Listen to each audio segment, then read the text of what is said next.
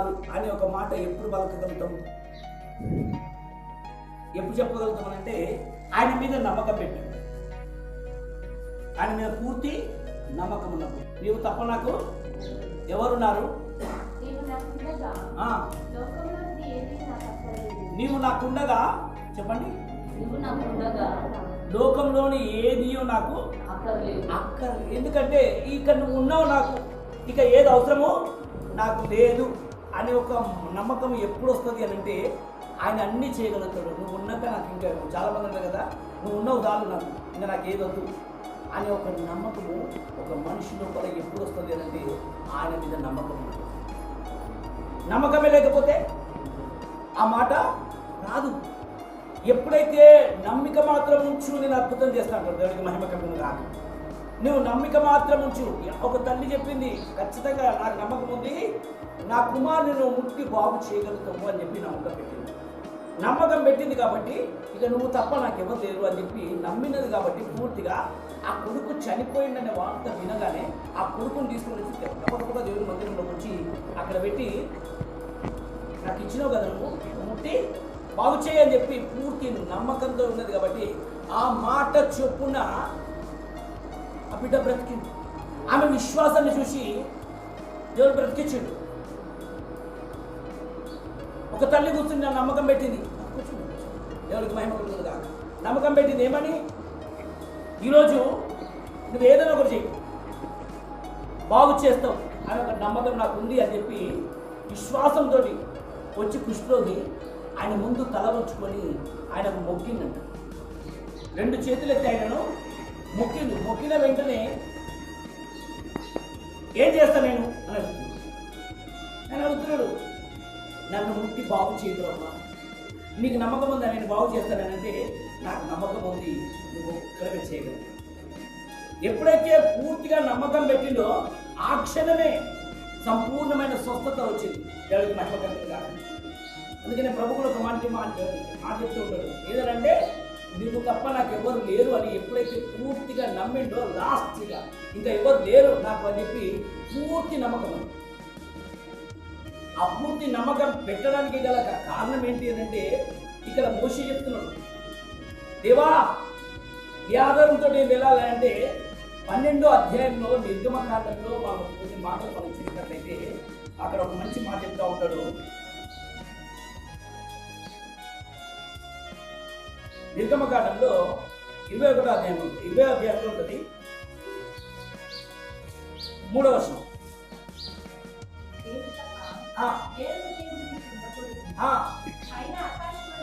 పైన ఆకాశం అందే కానీ కింద భూమి అందే కానీ దేని రూపంలో విగ్రహాలైనను ఇది స్పష్టంగా చెప్పిండు. ఫస్ట్ ఎందుకంటే నీకు నమ్మకం ఎట్లా ఉండాలి అని అంటే ఆ నమ్మకాన్ని దేవుడు సృష్టి చూపించాడు. నీకు నా మీద నమ్మకం ఉంటే ఇగో ఇలా ఉండాలి. ఎక్కడన్నా నీకు నేను తప్ప, ఇక్కడ ఏమన్నా నిన్న నీకు తప్ప నాకు వేరే ఏది లేదు, స్తోత్రం కలుగుతుంది నాకు, నీకు తప్ప నాకు వేరే ఏమీ లేదు.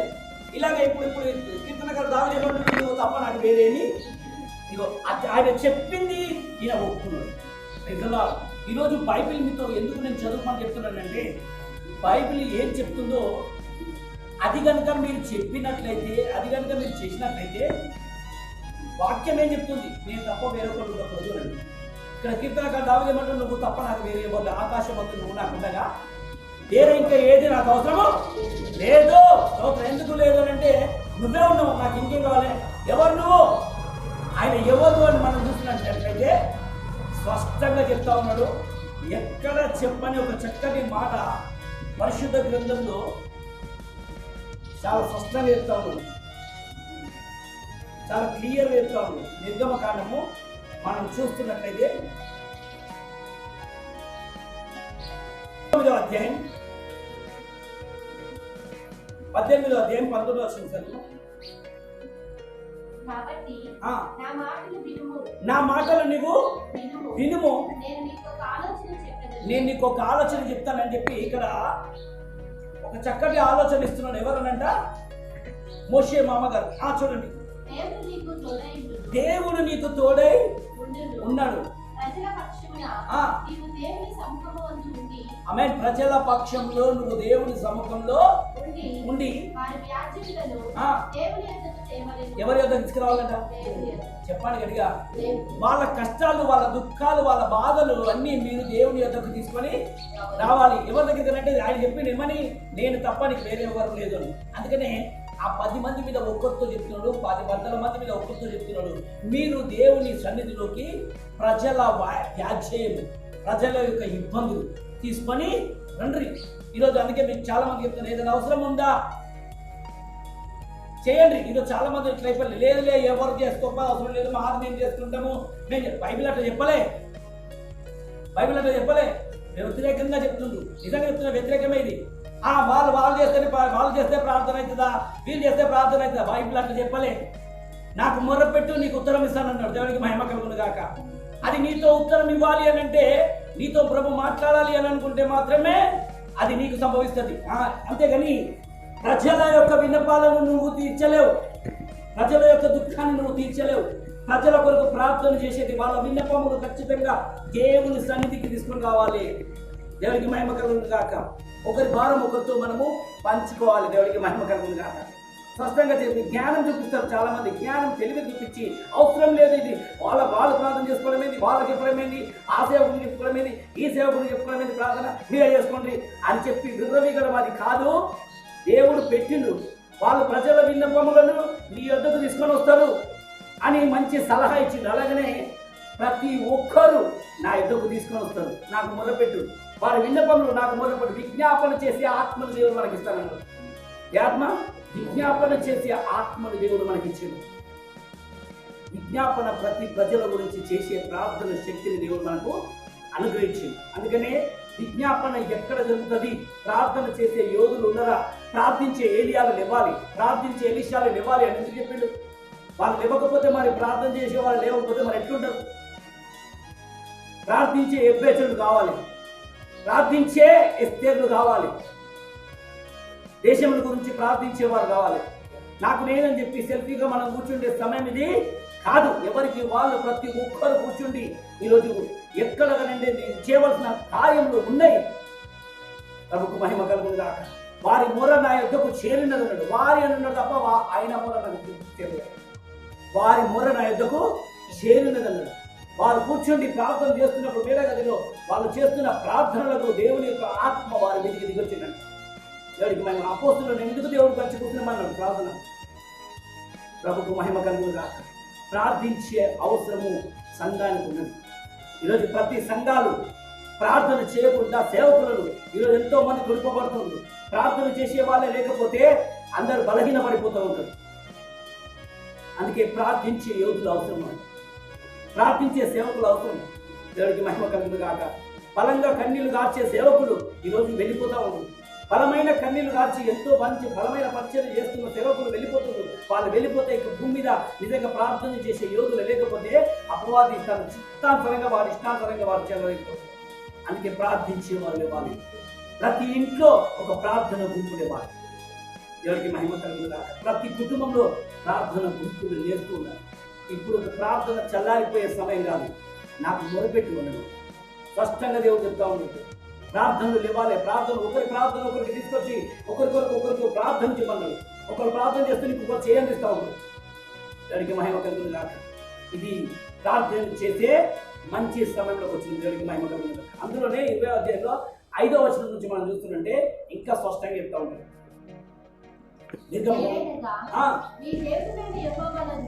నీ దేవుడైన యెహోవా నాకు నేను. ఫస్ట్ ఆయన ఎవరంట ఇక్కడ చూస్తుంటే రోషన్ చూపిస్తుంది. గమనించాడు. ఆయన ఎవరు? రోషం గల దేవుడు. ఈరోజు నీకు తోడుగా ఉన్న దేవుడు రోషం గలవాడు. ఆయనకు రోషం లేక కాదు. మీరు అంటే రోషం అంటే ఏదో అనుకోవచ్చు. రోషం అంటే నిజంగా చెప్పాలి, దాని అర్థం ఏంటంటే దీనిలో ప్రేమ అని చెప్పచ్చు. ఏనంట దేవునికి రోషం అంటే ఏంటో తెలుసా? ప్రేమ. ఆ రోషం ఎలా ఉంటుంది అంటే స్పష్టంగా చెప్పిండు, నేను నీకు తండ్రిని కదా, నువ్వు నా కుమారుడు కదా, నేను తప్ప నీకు వేరే కుమారుడు ఉంటుంది అన్నాడు కదా. ఆయన తప్ప ఇంకా వేరే వాళ్ళు వచ్చి ఇదిగో ప్రతి ఒక్కరిని ఈరోజు ప్రతి ఒక్కరికి దేవుడిని పక్కన పెట్టి ఫోన్ను దేవుడు చేస్తుంది. దేవుని పక్కన పెట్టి అమ్మాయిని దేవుడు చేస్తుంది, అబ్బాయిలను దేవుడు చేస్తుంది. రోషం కాదా మరి? చెట్లు పట్టుకొని దాన్ని పట్టుకొని హైలైట్ చేస్తారు, ఒక కుక్కను హైలైట్ చేస్తుంది. ఇక రోషం కదా? రోషం గల దేవుడు. నేనెవరు? ఆయన ఎవరు అంటారు? రోషం గల దేవుడు. కుక్కకి ఇచ్చిన విలువ మనుషులకు ఇస్తలేదు. ఇప్పుడు రోషం కదా? స్తోత్రం కలుగుతుందిగా. మనుషులకు ఇవ్వకపోతే ఆయన రోషం గల దేవుడు, దేవుడికి మహిమ కలుగుతుందిగా. ఎందుకు ఆ మాటకు అర్థం ఏంటంటే స్పష్టంగా చెప్తాను, నేను తప్ప నీకు వేరే ఎవరు ఉండకూడదు. నా మాటకు అర్థం ఏంటంటే నేను నీకు తండ్రి, నువ్వు నా కొడుకు అని చెప్పాడు. అదే తప్ప అది పక్కన పెట్టేసి దేనికో నీ విలువని ఇస్తూ ఉంటే, దేనికో నీ యొక్క పరిచయం ఇస్తూ ఉంటే అప్పుడు రోషం కలిగే దేవుడికి మహిమ కలుగుతుందిగా.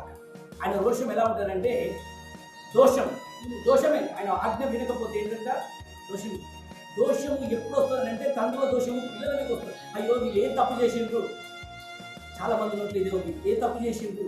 ఈరోజు తండ్రుల ముందు కొడుకులు చనిపోతుంటే తల్లిదండ్రులు నెత్తి కొట్టుకుని చేస్తుండ్రు, ఏం తప్పు చేసిండ్రు, మేమంటే తప్పు చేసిండ్రు, నా పిల్లలు ఏం చేసిండ్రు అంటే ఏం చేసిండ్రు, వాళ్ళ కళ్ళ ముందుకే వెళ్ళిపోతుండ్రు.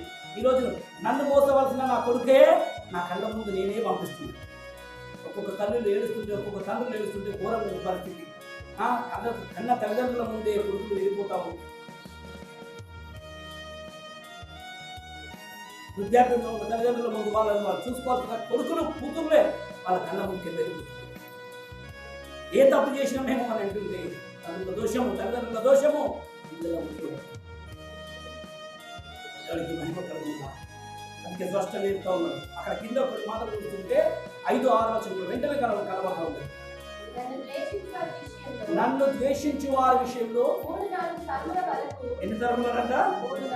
3-4 తరముల వరకు తండ్రుల దోషం ఎవరి మీదకి వస్తుందంట? కుమారుల మీదకి రప్పించు. నన్ను ప్రేమించి నా ఆజ్ఞలను ఎవరైతే వింటారో కైకొంటారో ఆయన ఆజ్ఞలను వినాలి, ఆయన కట్టడాలను కైకొనాలి. ఆజ్ఞ ఏంటంటే చెప్పింది, కొన్ని ఆజ్ఞలు నేను ఇస్తున్నాను, నా మాటలు చదువుతున్నాను, ఇదిగో ఇది రాయి అని చెప్పి పరిశుద్ధ గ్రంథంలో శ్రేష్టమైనది ఏంటంటే దేవుడు మీరు ఇంటికి వెళ్ళండి.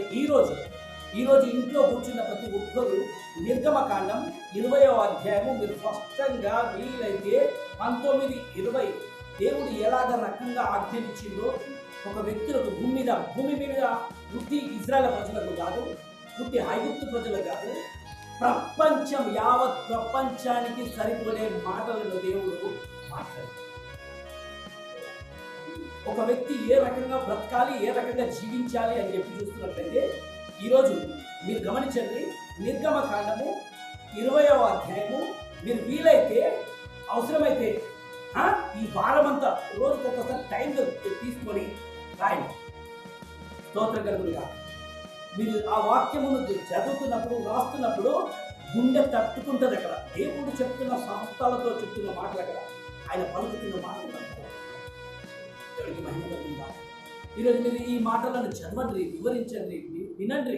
అనేకులకు మోషే ఒక్కడు విన్నాడు, ఆయన చెప్తున్న మాటలను విని రాసుకొచ్చి యావత్ ప్రపంచానికి ఈరోజు ఆజ్ఞలను బయలుదేరి ఇదే చట్టం, ఇదే లా అన్నారు. దేవుడికి మహిమ కలుగునుగా. ఇదే ఎట్లా తోడుగా ఉంటాడు, ఎప్పుడు ఉంటాడు, ఏం చేయబోతుడు, అసలు ఏం చేస్తుంది తినాలని కొన్ని మాటలు దేవుడు చెప్పిను. ఆ కొన్ని వాక్యాలే నిర్గమకాండంలో 20వ అధ్యాయంలో చాలా శ్రేష్టంగా ఉంది. ఇది కనుక చేసినట్లయితే నేను నీకు తోడుగా ఉంటాను ఖచ్చితంగా. నా ఆజ్ఞలను నువ్వు వింటున్నప్పుడు, నా మాట నువ్వు వింటున్నప్పుడు నేను నీకు తోడుగా ఉండబోతున్నాను. నేను నీకు తోడుగా ఉంటే ఏ తెగులు నీకు రాదు. దేవుడికి మహిమ కలుగుతున్నాడు. నువ్వు ఆయన వాక్యం విన్నంతసేపు ఆయన నీతో, ఆయన ఉపదేశం నువ్వు గైకొన్నంతసేపు ఆయన నీతో నడవబోతున్నాడు, నీతో నిలిచబోతున్నాడు. దేవుడికి మహిమ కలుగుతున్నాడు. స్పష్టంగా చెప్తా ఉంటుంది. అక్కడ చూడండి, ఇదేమో నన్ను ప్రేమించి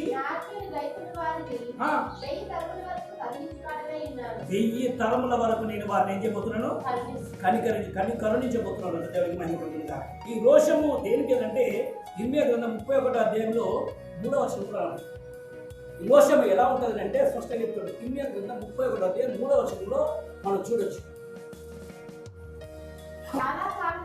చాలా కాలము క్రిందట ఆమె యెహోవా ఆయనకు ప్రత్యక్షమైందంట. అంటే కొన్ని రోజుల తర్వాత, చాలా రోజుల తర్వాత ప్రత్యక్షమైన ఆయనకి ఏమి ఇష్టం అంటే ఆయన నిలబడి, ఆయన కనబడి మాట్లాడతాం.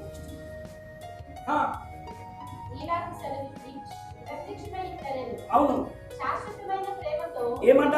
శాశ్వతమైన ప్రేమతో నేను నిన్ను ప్రేమిస్తున్నాను. ఫస్ట్ గమనించండి, మీరు ప్రేమ ఎవరికి ఇవ్వాలి ఇంపార్టెంట్.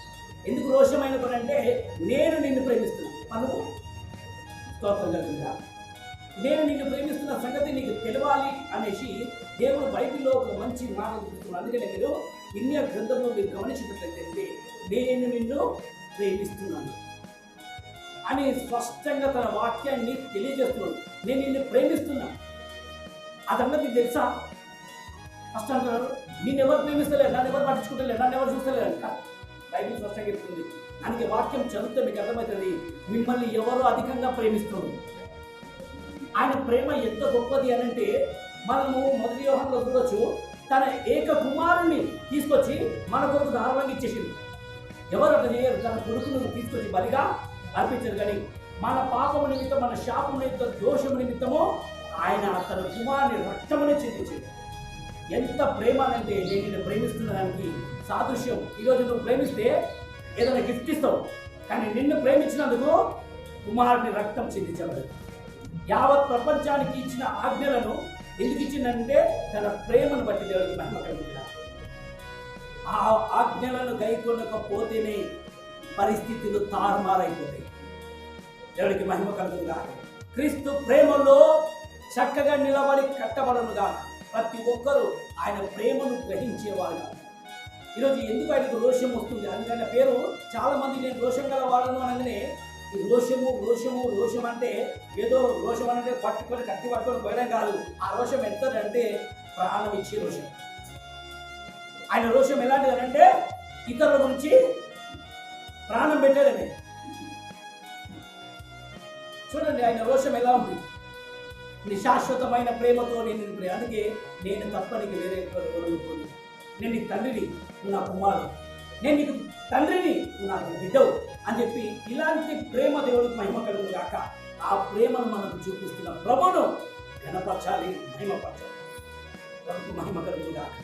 అంతేకాదు అక్కడ చక్కటి మాట చెప్తా ఉంటాడు. యోహాను సువార్తలో మనం చూసినట్లయితే చూద్దాం. మొదటి యోహాను 4వ అధ్యాయము 7వ వచనం, 8వ వచనం. దేవుడు ఏమైనాడు? ప్రేమ స్వరూపి. ప్రేమ లేనివాడు దేవుణ్ణి ఇక్కడ స్పష్టంగా చెప్పవచ్చు. అసలు దేవుణ్ణి ఎందుకు చూడలేకపోతున్నా? శాశ్వతమైన ప్రేమతో నేను ప్రేమిస్తున్నాను కనుక విడువక నీ ఎడల కృప చూపిస్తున్నాను అని చెప్పిన దేవుడు. ఈరోజు ఎందుకు నేను దేవుణ్ణి చూడలేక చాలా మందికి ప్రార్థన చేస్తున్నాడు. ఆ ప్రార్థన చేస్తే కనిపిస్తాడంట వీళ్ళ దేవుడు, ప్రార్థన చేస్తే మాట్లాడతాడంట, వీళ్ళు మాట్లాడతారంట, వీళ్ళు ముఖాముఖిగా. ప్రేమ లేని వాడు చూడాలంట. ఎందుకు చూడలేకపోతుందంటే చూపులలో గర్వం ఉంది. చూపులో వేరొకళ్ళని చూస్తుండ్రు. పనికిరాని అయ్యా అందరు వినాలి. ఎవరు చూస్తుంటే పనికిరాని దాన్ని చూస్తుండ్రు, పనికిరాని దాన్ని ఆలోచన చేస్తుండ్రు, పనికిరాని దాని గురించి కూర్చుండ్రు. 24 గంటలు వాళ్ళ ఆలోచన, వాళ్ళ తలంపులు ఇంకా వేరే వేరే ఉంటే వాళ్ళు నన్ను చూడరు.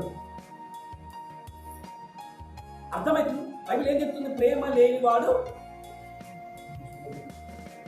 మంచిగా దేవుడిని ఏం చేయాలంట అసలు తెలుసుకోడు. ఆయన ఏమా నీ దేవుడు, ఎక్కడ పోయి నీ దేవుడు ఉన్నాడా అని అంటారు. చూడలేడు, మాట్లాడలేడు. చూడండి, మనము ఎవరి ద్వారా?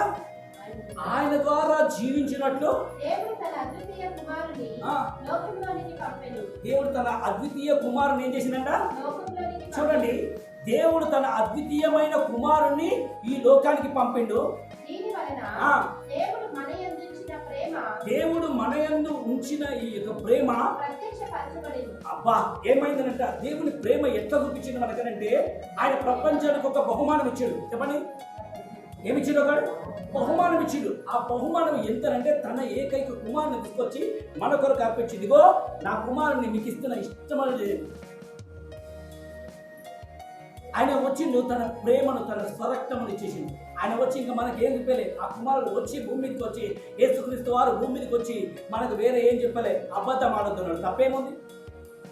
మోసం చేయకుండా అన్నాడు, తప్పేముంది? వ్యభిచారం చేయొద్దన్నాడు, దొంగతనం చేయొద్దన్నాడు, పరలో వ్యక్తిని ప్రేమించమన్నాడు. ఇంతకంటే మనం చెప్పిండా? బైబిల్ మొత్తం చెప్తుంది. ఏ సత్యం ఇంకా చెప్పాలి? ఆయన చెప్పిన మాటలలో ఎక్కడ తప్పుంది? ఆయన కుమారుడు వచ్చి స్పష్టంగా ఇప్పుడు ప్రపంచానికి ఏం చెప్పిండు? ఇష్టానుసారంగా తిరగకండి, ఆ దేవుడు ఎక్కడో లేడు, నీ గుండెలో ఉన్నాడని చెప్పిండు. ఇంకెక్కడ ఉన్నాడు? నువ్వే దేవుని ఆలయమైనాడు, దేవుడికి మహిమ కలుగుతుంది కాదు. మీరు దేవుని ఆలయమైనాడు, మీరు దేవుని స్వరూపమైన, మీరు దేవుని కుమారులే చెప్పిండు. మీరు కూడా దేవునిలాగా ప్రవర్తించండి, దేవునిలాగా మాట్లాడండి, దేవునిలాగా జీవించండి అని చెప్పిండు. ఇంతకంటే మీరు ఏమీ చెప్పలేదు. ఒకవేళ నువ్వు ఇలాగ జీవించి చూడు, ఆయన నీతో ఉండబోతుంది, నీతో ఒక్కొక్కరిలో ఉండబోతుంది మహిమ కలుగుతుంది. ఇప్పుడు తండ్రి చేసిన పనిని మోషేతో దేవుడు ఎప్పుడు చెప్పిండు, ఇదిగో 10 మంది మీద ఒక నాయకుడు తీసుకొచ్చి ప్రజల యొక్క విన్నపములు దేవుడి దగ్గర తీసుకురమ్మన్నాడు. వీళ్ళు వినకపోతే చివరికి తన కుమారుని తీసుకొచ్చి ప్రజలందరినీ దగ్గర నడిపిస్తుంది. వాళ్ళు రాళ్లతో కొట్టడానికి, రంపాలతో కొట్టడానికి, అనేకమైన మాటలతో, సూచికూడి మాటలతో ఇంకా దేవుడిని దూషిస్తూనే ఉంది. నన్ను దూషించి వారికి ఏంటంట, దోషం పెట్టారు. ప్రేమించి వారికి 1000 తరముల వరకు ఆశీర్వాదం. ఈరోజు ప్రేమించు, నువ్వు దీవించబడుతుంది. ఇంక ఇప్పుడైనా దేశము ఆపుకొని, దేశము మానుకొని ప్రేమించడం మొదలు పెట్టాలి. దేశము థ్యాంక్ యూ జీసస్ సహాయం చేసి దేవుని వైపు చూసి ఆయన వైపు మనకు మనసు పెట్టి ఆయనలో నిలకడగా దేవుడికి మహిమ కలుగుతుందా. ఆయన చిత్తం చొప్పున మనం చేయడానికి ప్రయత్నించాలి. ఆయన ఆత్మచేత మనం నడిపించుకోవడానికి ప్రయత్నించాలి. అందుకే ఒక మంచి మాట చెప్తా ఉన్నాడు. కీర్తన గ్రంథం 30వ అధ్యాయం 5వ వచనం. ఆయన కోపం ఎంతుందంట? బాగా గమనించండి. చాలా మంది అనుకుంటారు దేవుడు అనుకో, అసలు ఒక మనిషిని మొత్తం దినమంతా శిక్షించడానికి ఆయనకు అంతా లేదు. ఒక నిమిషం మాత్రమేనంట. ఆ నిమిషంలోనే ఏదో ఒక సమస్య వస్తుంది, దాన్ని తట్టుకోకుండా దాంట్లో నుంచి బయటికి రావడానికి కొంత టైం పడుతుంది అంతే తప్ప ఆయన మొత్తం దినమంతా ఉండి శిక్షిస్తూనే ఉండడు. ఒక నిమిషం మాత్రమే. ఆ నిమిషంలో వచ్చిన కోపం కొంతమందికి బయటికి రావడానికి సంవత్సరం పడుతుంది, కొంతమందికి 6 నెలలు పడుతుంది, కొంతమందికి 10 రోజులు పడుతుంది, కొంతమందికి 6 సంవత్సరాలు పడుతుంది, 7 సంవత్సరాలు పడుతుంది. ఈ కోపం అంటే ఎందుకు కోపం అంటే, నన్ను ఎప్పుడు కోపం వస్తుంది చెప్పిన, ఎప్పుడు వస్తుందంటే కోపము? ఆయన రోషం ఎప్పుడు వస్తుంది? నేను నిన్ను ప్రేమిస్తున్నాను సంగతి నువ్వు తెలియక, నేను నీ తండ్రిని అనే సంగతి నువ్వు పక్కన పెట్టి, నన్ను పక్కన పెట్టి నువ్వు ఎవరినో పట్టుకొని, ఈరోజు చెప్పిన కదా, కుక్కని పట్టుకొని తండ్రి తండ్రి, కుక్కని పట్టుకొని నైనా నైనా అంటే రాదా? నాకు ఇవ్వవలసిన యొక్క మర్యాదను, అమ్మాయి మీదకి ఇచ్చిన గౌరవము, అబ్బాయి మీదకి ఇచ్చిన ప్రేమ దేవుడి మీద లేదు.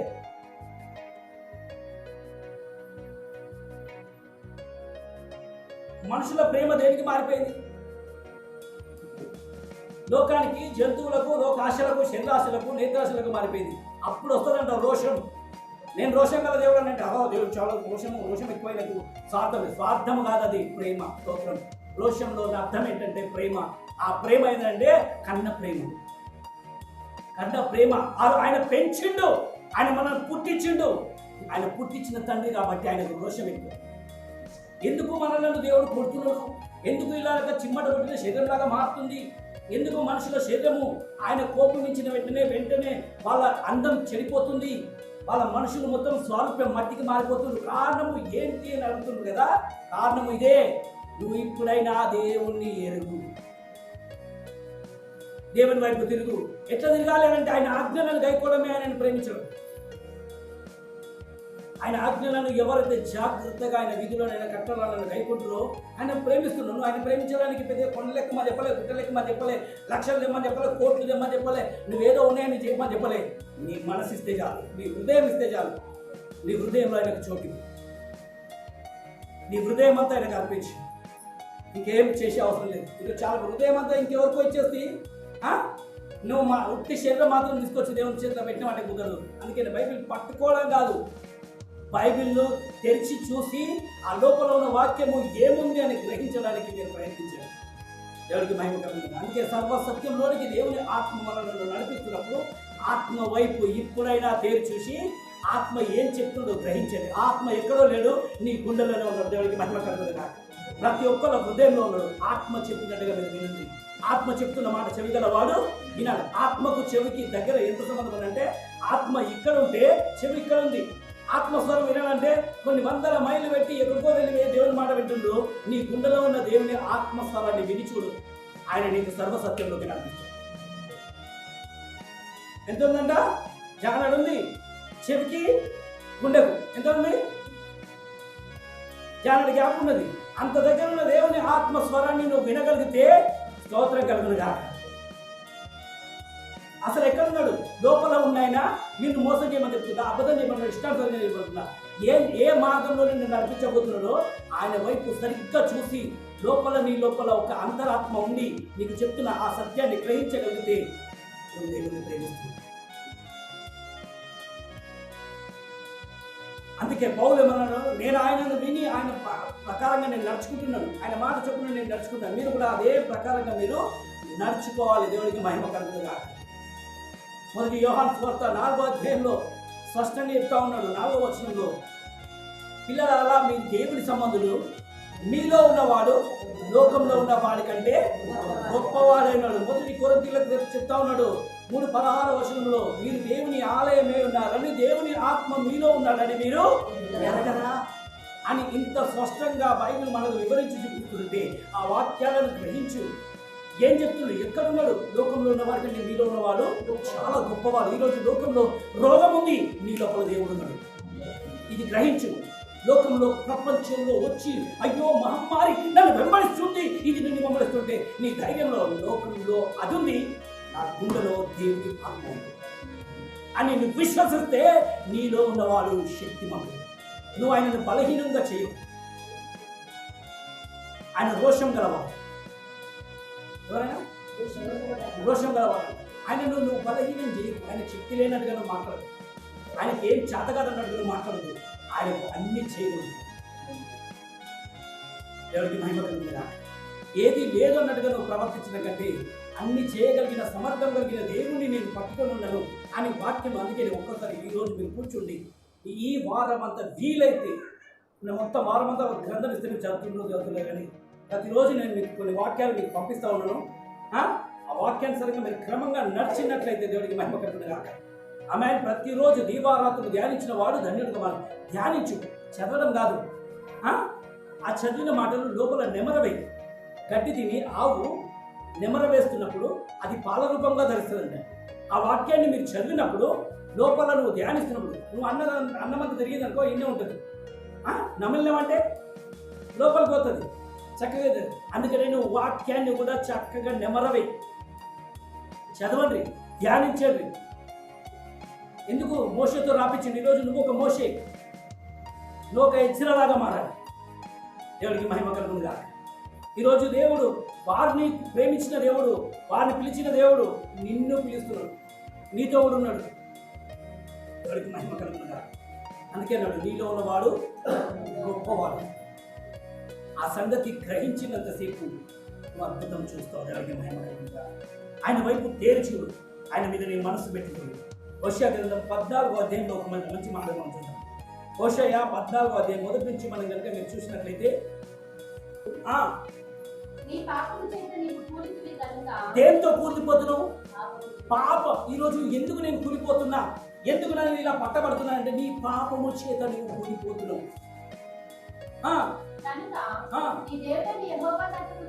ఇప్పుడైనా ఎవరి వైపు తిరుగు? స్పష్టంగా చెప్తూ నీవు నీ పాపము చేత కూలుతున్నావు. ఎవరో నిన్ను కూలి చేస్తలేదు. ఇప్పుడు కూడా ప్రపంచం డాక్టర్స్ కూడా చెప్తున్నారు, చేతులు కడుక్కోండి, నోరు తెరవకండి. ఎందుకంటే నోట్లో ఇన్ని రోజులు ఇష్టం చేసిన పాపాలు ఉండొచ్చు, చేతులతో చేసిన తప్పులు ఉన్నాయి. మనం చూసిన కదా బైబిల్లో చెప్తుంది, నీకు చేతులతో చేయబడిన పాపాలు ఎన్ని రకాల పాపాలు ఉన్నాయి. ఇప్పుడు కళ్ళతో చేసిన పాపాలు అందుకే వస్తుందంట బ్లాక్ కళ్ళ మీద. ఇంకోటి ఉంది చెవులతోటి, అందుకే చెవులలో కూడా స్టార్ట్ అయింది. స్తోత్రం కలుగుతుందా. ఏ అవయములతో నువ్వు పాపం చేసినావు అదే అవయములలో మళ్ళా మొదలవుతుంది. అందుకే నీ పాపముల చేత నువ్వు కూడితివి గనుక ఇప్పుడైనా దేవుని వైపు తిరుగు. ప్రపంచమా తిరుగు అనే ప్రపంచానికి సరిపడే మాటలతో ఆయన మాట్లాడుతుంది. దేవునికి మహిమ కలుగుతాం. స్పష్టంగా చెప్తారు చూడండి.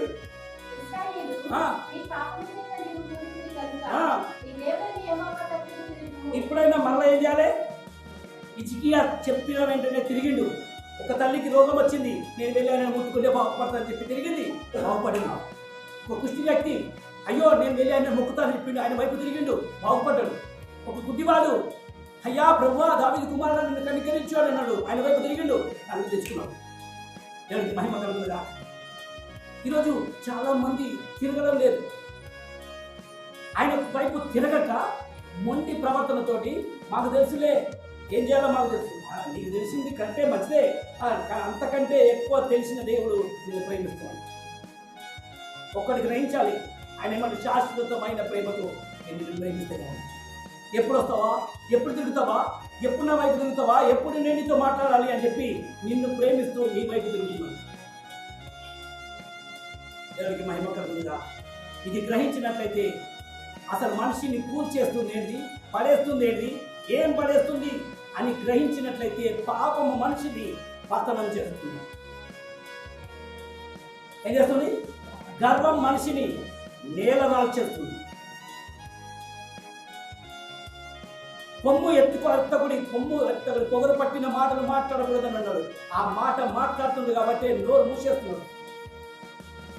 పెద్దలంటే గౌరవం లేదు, చిన్నలంటే గౌరవం లేదు. అందుకే నిర్గమకాండం 20వ అధ్యాయం వారం మొత్తం చదవండి. తల్లిదండ్రులను ఎట్లా సన్మానించాలి, దొంగతనం చేయకూడదు, నరహత్య చేయకూడదు అని చెప్పి స్పష్టంగా రాసిన ఆజ్ఞలను మీరు కనుక గ్రహించినట్లయితే, వినినట్లయితే నా ఆజ్ఞలను గైకొన్న వారికి నేను 1000 తరముల వరకు నేను వేయించబోతున్నాను. స్తోత్రం కలుగునుగా. ఎన్ని తరములు? 1000 తరముల వరకు వారికి ఆశీర్వదించబోతున్నాడు. ఇప్పుడైనా మన చేతిలో వైపు ఉంది. ఎవరో దేవుడా నన్ను బాగు చేయి కాదు, దేవుని వైపు తిరిగి ఇప్పుడు నేను నీ వైపు చూస్తాను, నేను ఇక మీద నాకు చేసిన తప్పులు ఏమైనా ఉంటే క్షమించండి అని చెప్పి వాటి ఒప్పుకొని విడిచిపెట్టిన వాళ్ళు కనికరం పొందుతారు. స్తోత్రం కలుగునుగా. దేవుని వైపు తిరగండి. తిరిగింది చాలు, మనుషుల వైపు తిరిగింది చాలు, డబ్బుల వైపు తిరిగింది చాలు, లోకం వైపు తిరిగింది చాలు, డాక్టర్ల వైపు తిరిగింది చాలు, మత్తు వైపు తాగుడు వైపు తిరిగింది చాలు, ఇంకా వ్యభిచారం అని వైపు చూసింది వాళ్ళు. నీ పొరుగువాడి భార్యను ఆశించకూడదు. నీ పొరుగువాడిని ఏదా నువ్వు నీ ఇచ్చేదాన్ని పక్కన పెట్టు. నీ జీవితంలో నీ దేవుని ఆత్మ నీకు ఏ విషయంలో నేరాపాలు చేస్తుందో ఆ విషయంలో అన్నింటినీ ఒప్పుకొని విడిచిపెట్టు. దేవుడు అద్భుతం చేస్తాడు. అందుకని ఆత్మ చెప్పే మాట విన్నాడు. చివరికి తండ్రి చెప్పిండు, కుమారుడిగా పంపించాడు క్రీస్తును. ఆయన వచ్చి చెప్పిండు, ఇప్పుడు నీకు చెప్పడానికి ఎవరు లేరు, ఏ బోధకులు అవసరం లేదు అని చెప్తున్నావు కదా, ఇప్పుడు చెప్పడానికి నిన్ను సరిచేయడానికి దేవుని ఆత్మ నీ లోపలనే పెట్టాడు. అందుకే మీరు దేవుని ఆలయమైన దేవుని ఆత్మ మీలో ఉన్నాడని ఇప్పుడైనా ఎరిగి ఆత్మ ఏం చెప్తాడో ఆత్మానుసారంగా నువ్వు నడుచుకో. దేవుడికి మహిమ కలుగునుగా. తండ్రి చెప్పిండు, కుమారుడు ఇప్పుడు దేవుని ఆత్మ డైరెక్ట్ లోపల పెట్టి చెప్పింది. ఇప్పుడు ఎవరి వైపు తిరుగుతున్నావు? ఆయన వైపు తిరిగాను. ఆత్మ వైపు తిరిగి మీరు ఆయన మాటకు లోపలికి. దేవుణ్ణి ప్రేమించే వారికి ఆయన సమస్తం చేయగలుగుతాడు. ఆయన చక్కగా చెప్పిండు, నన్ను ప్రేమించే వారి గురించి నేను ఆస్తికి కర్తలుగా చేస్తాను, నన్ను ప్రేమించే వారిని నేను నిధులంతా, నన్ను ప్రేమించే వారిని నేను తప్పిస్తాను అని చెప్పి కీర్తన 91:14 చెప్తున్నాడు. నన్ను ప్రేమించు, నేను తప్పిస్తాను. స్పష్టంగా చెప్పిండు. అయ్యో ప్రభు, ఆపద వచ్చింది, ఇబ్బందులు వస్తున్నాయి, కష్టాలు వస్తున్నాయి, మరి నన్ను ప్రేమించు, నేను తప్పిస్తాను. ప్రేమించడం అంటే ఏంటంటే పట్టుకుని కూర్చోవడం కాదు, ఆయన చెప్పిన మాట వినడమే. దేవుడికి మహిమ కలుగునుగా.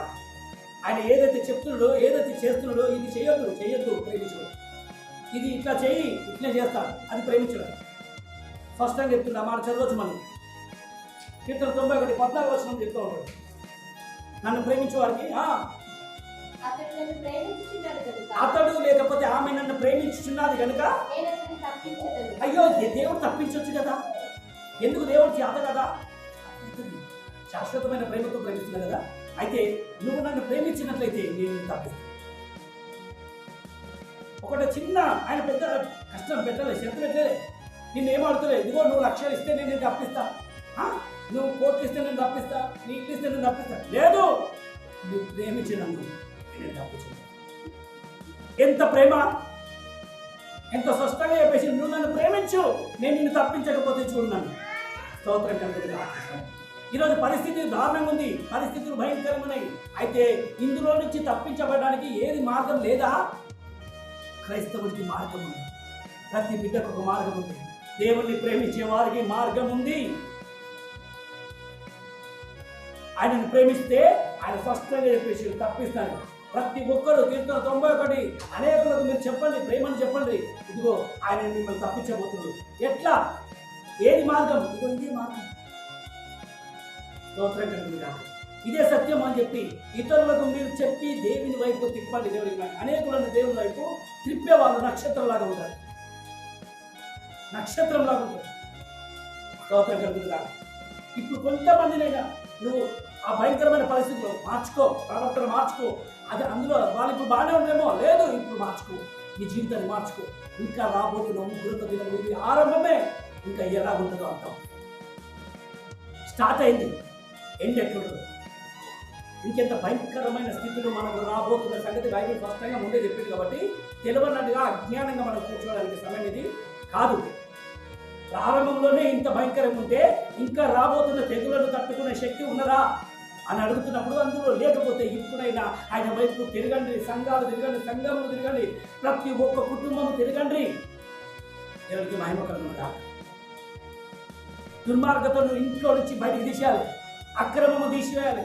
ఎలాగ తిరగాలంటే చెట్టు ఎక్కితే చెట్టయ్య చూసిండు యేసుక్రీస్తు వారి, నేను నీ ఇంట్లో ఉంటానన్నప్పుడు, వీడు మోసగాడు, వీడు దొంగ, వీడి నుంచి నువ్వు ఉంటావా అంటే లేదు, ఆయనను చూసి ఈయన లోపల ఉన్నాయని తీసుకోలేదు. అప్పుడు ఇతడు అబ్రహాము సంతానమే. ఈరోజు అనేకుల జీవితంలో నువ్వు కూడా దేవుని చేత దీవించబడిన పాత్రగా ఉంటే నీ గుండెలో ఉన్న లోపల ఉన్న ఆ పనికిరాని అన్ని వేర్లలోకి తీసి బయటకెళ్ళిపోవాలి. ఎప్పుడైతే పాతవి గతించిపోతుందో కొత్తది ప్రారంభమవుతుంది. ఈరోజు నీ లోపల కొత్త జీవితం మొదలవుతుంది. అందుకే అన్నాడు, ఫస్ట్ చెప్తాను, శాశ్వతమైన ప్రేమతో నేను ప్రేమిస్తాను. ఎప్పటిదాకా ప్రేమిస్తానని నువ్వు నా వైపు తిరిగితే చాలు. ఆమేన్. ఆయన ఇంకా నిన్ను ప్రేమిస్తాను, ఆయన వైపు తిరిగితే చాలు. అక్కడ ఇంకా కింద ఉన్నది హోషేయ గ్రంథంలో 14వ అధ్యాయంలో మీరు గమనించండి. అందులో ఉన్న కొన్ని వచనాలు కొంచెం పెద్దగానే ఉంటుంది. హోషేయ గ్రంథం 14వ అధ్యాయము నేను ప్రతిరోజు ఇస్తున్న క్రమం కాకుండా, ఒకవేళ నిర్గమకాండం మీరు చూస్తుంటూ సమయాన్ని మీరు పాటించుకొని ఆ హోషేయ 14వ అధ్యాయం కనుక మీరు చదువుతున్నట్లయితే దేవుని ప్రేమ ఎలాంటిది, దేవుని కోపం ఎలాగ ఉన్నది, అసలు దేవుడు ఎలాగా చేస్తున్న సత్యాన్ని మీరు గ్రహించగలుగుతారు. 14వ అధ్యాయం 3వ వచనం నుంచి,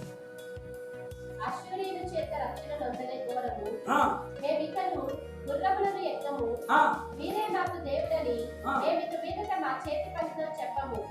తండ్రి లేని వారి ఎడల ఏమంటా, మేము గుర్రాలను నువ్వే మా దేవుడు అని చెప్పము. ఇక నువ్వే మా దేవుడు అని చెప్పి మేము అమ్మాయిలు కానీ అబ్బాయిలు కానీ లోకాన్ని కానీ ప్రపంచాన్ని కానీ చీమలు కానీ కుక్కలను నక్కలను కానీ మేము చెప్పము, నువ్వే అని ఆయన వైపు తిరిగింది. చూడండి, తండ్రి లేని వారి ఎడల ఆమేన్. తండ్రి లేని వాళ్ళకి ఏం చేస్తాడు దేవుడు? వాత్సల్యత చూపిస్తాడు. ఈరోజు మనం కూడా అట్లే ఉండాలి. తల్లిదండ్రులు లేని వాళ్ళకి వాత్సల్యత చూపేవాడుగా ఉండాలి. చూడండి, మనకు అందరూ ఉండాలని చెప్పడం కంటే నువ్వు అక్కడ ఉండాలి.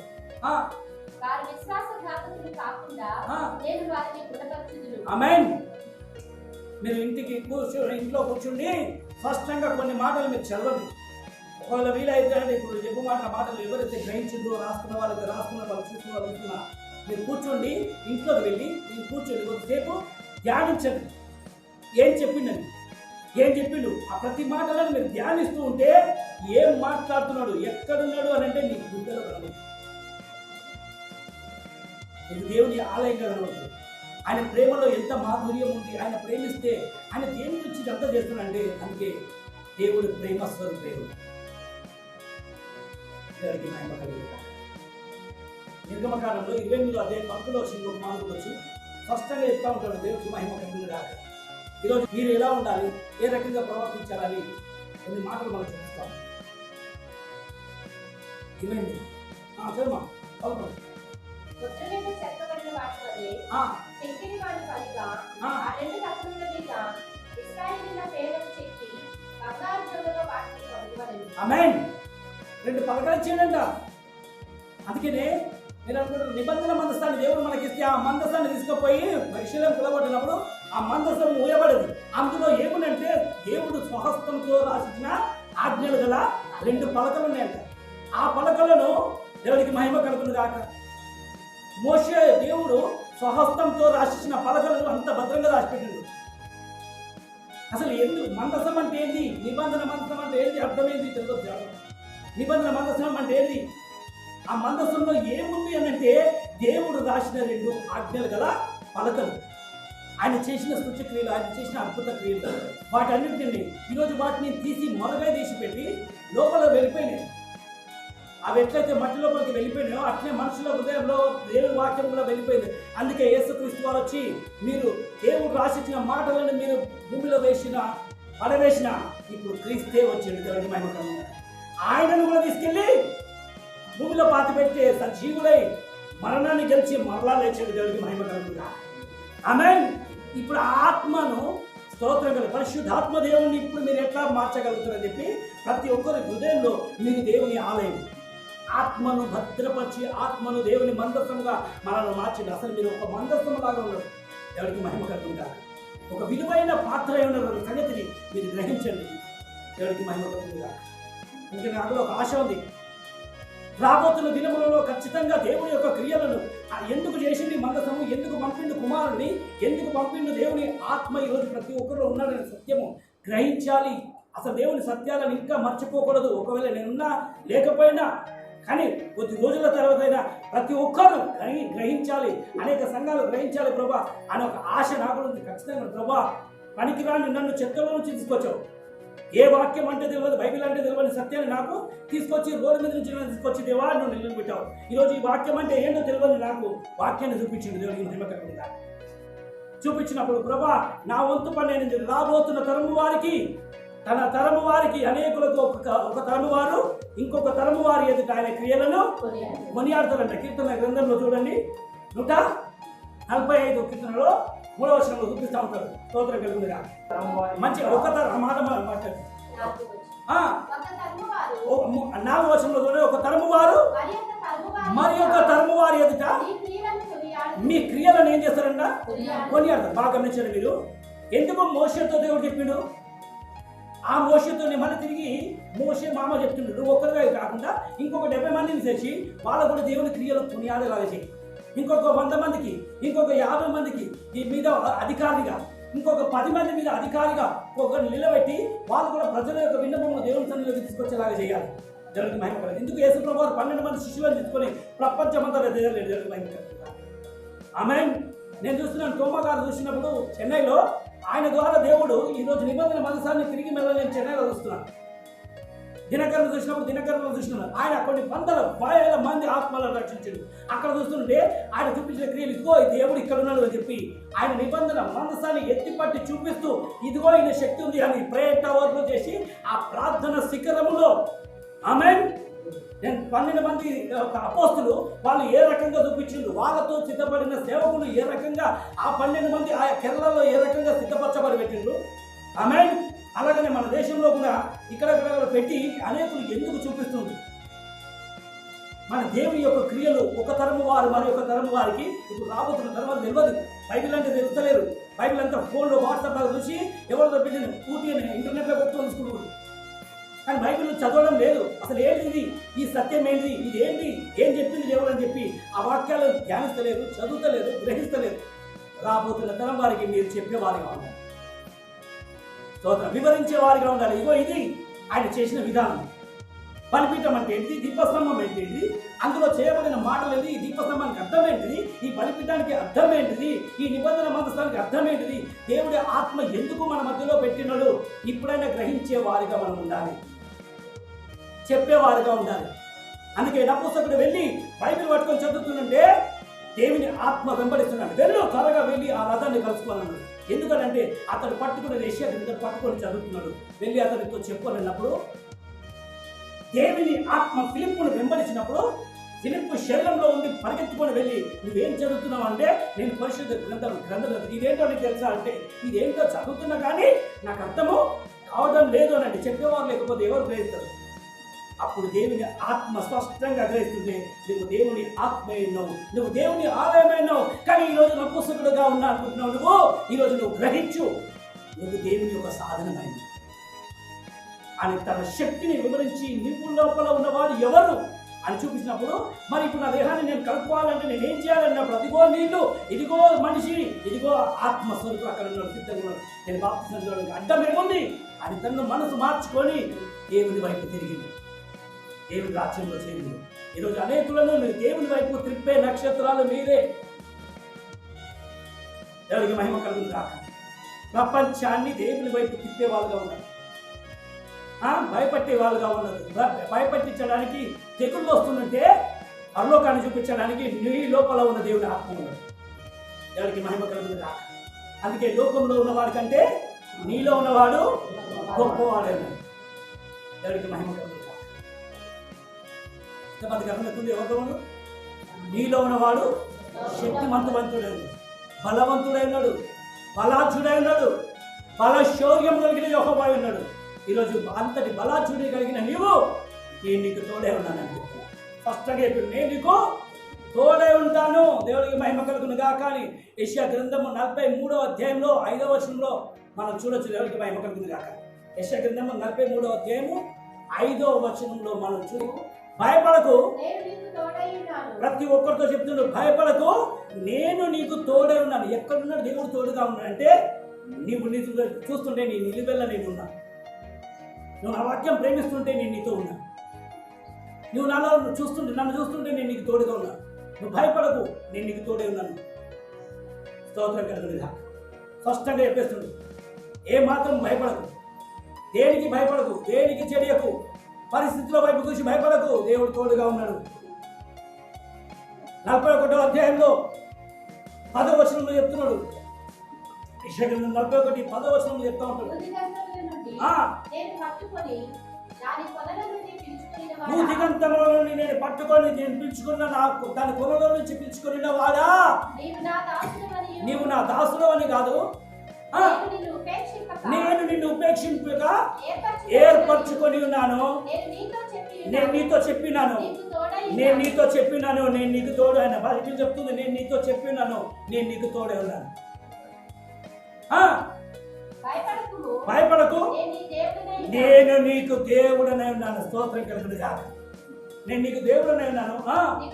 దిగులు పడకము, నేను నిన్ను. ఈరోజు కూర్చుండి దిగులు పడుతున్నావు, ఆ దిగులే నిన్ను నాశనం చేస్తుంది. రాత్రంతా దిగులే, పగలంతా దిగులే, ఎక్కడ కూర్చున్నా దిగులే, ఏమైపోతుందో ఏమైతుందో ఆ దిగులే నిన్ను పట్టుకుంటది. దిగులు పడకు, భయపడకు అని చెప్పిండు. దిగులు పడకు, జడియకు. చాలా మంది దిగులు పడి వాళ్ళు రాబోతున్న ఆశీర్వాదాన్ని ఇక్కడ గేటు అడ్డం పెట్టినట్టే ఆపేస్తుంది. దిగులు ఫ్యూచర్ గురించి ఏమవుతుంది, నేను ఫ్యూచర్ ప్లాన్ చేసుకోవాలి, నా ప్లాన్ చేసుకోవాలి. నువ్వు ఎన్ని ప్లాన్ చేసుకున్నా దేవుని ప్రేమించకపోతే అన్ని వ్యర్థమే. దేవుని వైపు చూడు, స్పష్టంగా నేను నీకు తోడుగా ఉన్నా అనేది అర్థమైంది. కీర్తనగా చెప్పింది ఇంతకుముందు ఏమని, నీకు తప్ప నాకు వేరే ఎవరు లేరు, నువ్వు నాకుండగా లోకం లేదు, ఏది నాకు అవసరమో లేదు, ఎందుకు అవసరం లేదంటే నువ్వు ఉండవు కాబట్టి నువ్వు అన్ని చేస్తావు అని ఒక నమ్మకము, అంత కాన్ఫిడెన్స్ ఆయనకు ఉంది కాబట్టి ఖచ్చితంగా గట్టిగా మాట్లాడుతుంది. ఈ రోజు నువ్వు కనుక అలాగే నమ్మకము దేవుడితో మీద పెట్టు, నువ్వు నాకుండగా నాకేం అవసరమో లేదు అని ఎప్పుడైతే నువ్వు చెప్పగలుగుతావో ఆ క్షణమే నువ్వు సమస్తం సాధించగలవు. Praise the lord. నువ్వు సాధించగలుగుతావు. నువ్వు దిగులు పడి నేనేదో సాధించాలి, నేనేదో కట్టాలి, నేనేదో పట్టుకోవాలి, నేనేదో చేయాలి అని అంటున్నావు అనుకో, నీ సామర్థ్యం నా సామర్థ్యం ఏది కాదు, ఆయన ఒక్కడు మాత్రమే చేయగలుగుతాడు. అందుకే నువ్వు యెహోవా ఇల్లు కట్టకపోతే కట్టువారి ప్రయాసము వ్యర్థం, యెహోవా పట్టణమును కాపాడకపోతే దాన్ని కావలి కాయేవారు మేలుకొని వ్యర్థం. రాత్రి పగలు ఉండి ప్రయాసపడుతున్నా, నెల రోజులు పట్టినా 15 రోజులు పట్టినా ఆయన చేయాలంటే క్షణం పట్టదు. ఆయన పట్టణాన్ని కాపాడాలండి. పట్టణాలు మొత్తం ఉడుకుతున్న ఏడుక ఆ మాట చెప్పడానికి అర్థం ఉంది. ఇల్లు కట్టుకోవడానికి ఎంత ప్రయాసపడతారు. ఒకవేళ ఏది ఆయన కనుక కట్టించాలనుకో ఎన్ని లోన్లు పెట్టినా ఎంత తెచ్చినా ఏది పెట్టినా అది అవసరమే లేదు. ఆయన కట్టించడం మొదలు పెడితే అవసరమే లేదు. మనం తల దుమ్ములో కూర్చుంటే అన్ని ఆటోమేటిక్గా అవే వస్తాయి, అదే కట్టబడతాయి. స్తోత్రం కలుగుతుందిగా. అందుకే స్పష్టంగా చెప్పిండు, ఆయన నిలబడితే చాలు కట్టబడతాయండి. ఈరోజు ప్రయాసం ఎంత పడ్డా సరే కాదు, ఆయన నీకు తోడుగా ఆయన మాటలు జాగ్రత్తగా వింటే చాలు ఆయన అద్భుతం చేయబోతుంది. సంగమా, దేవుడి ప్రపంచానికి ఈరోజు నువ్వు ఒక సాక్షిగా ఉండాలి, సమాధానంగా ఉండాలి, నిలకడగా ఉండాలి, అనేకులకు ఒక దీవెనకరంగానే ఉండాలి. నీకు తోడుగా ఉన్న దేవుడి శక్తిని